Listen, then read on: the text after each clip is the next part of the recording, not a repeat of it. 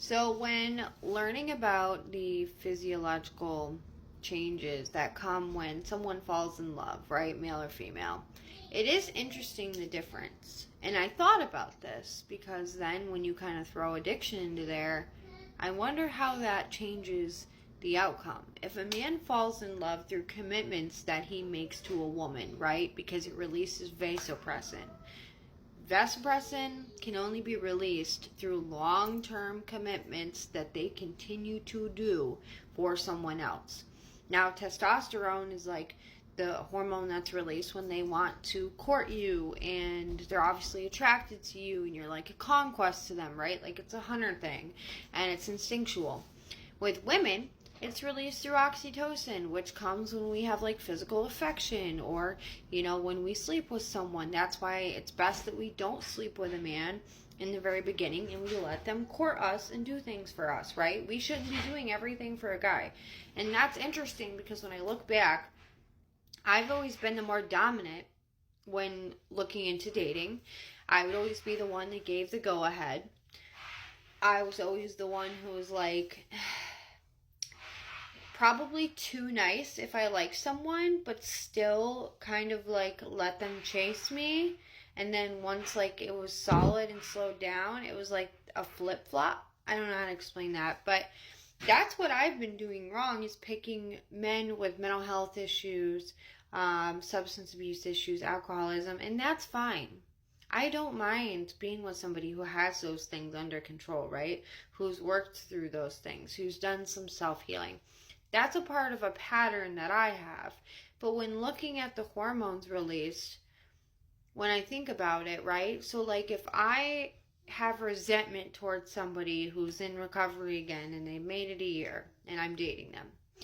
Well, if I'm still treating them like they can't do anything for me because I don't trust them, how much vasopressin is going to be released in that man if they can't take on their role as a man, whether they're in recovery or not? Now, if they're using, then they're probably not going to be thinking about any of that because the only, thing going on in their brain is the one-track mind of I need to use. So, say they're not using and they're doing really well, if you're not giving them any trust, you're not allowing them to fulfill the hormones as a man that they need to fulfill to stay in love with you, to create commitment. Because usually married couples have a lot of vasopressin because that's what and the testosterone will eventually drop and there will be more estrogen released. But we don't want to continue to push things that make estrogen release in a man, which is like basically nagging on them, telling them that they're not doing something right. That's what will create those releases of estrogen. And the more estrogen they feel, the more depressed they feel, the more they feel like they can't do anything right, the more they are angry in the sense of not like a testosterone way, but more of like a sad way and of feeling hopeless. And like men shouldn't feel that way. We need estrogen. They don't need as much as we do. So in the sense of that, right, when you are dating somebody that has an addiction, or you're even talking to somebody who maybe is, well now, but might end up back in substance abuse, I wonder if these chemicals play a role with recovery. And I know that sounds like weird to interact the two, but I thought about it and I'm like, okay, well, I kept going in my recovery based off the fact that I continue to make commitments and stuck to them. And if that's what a man needs physiologically to continue to court a woman or love her or feel committed to any situation, right? Then we have to kind of give a little bit of trust. And that's something I'm not good at because even if I tell you I'm giving it to you, you can tell that I think I'm better at handling the situation. So it's interesting.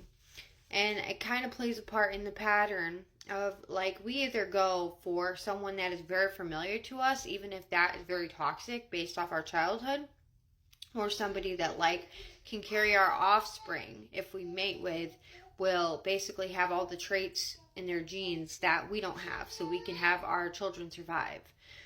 So we tend to pick what's comfortable though. And what's comfortable for me was I had, an alcoholic father, so of course I'm going to pick somebody who has the same type of issues because that feels like home, right? Okay. So this is where we have to break those patterns and be aware of what we might think is attractive in a person might not actually be what's good for us. So it's going to be like the complete opposite or something that feels like what we were raised in.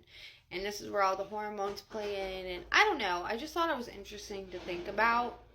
And I wonder if in men, when they are in early recovery, when they commit to the things they say they're going to do, does it really stay so present and help their recovery? And there's many other hormones involved. I believe norepinephrine's involved.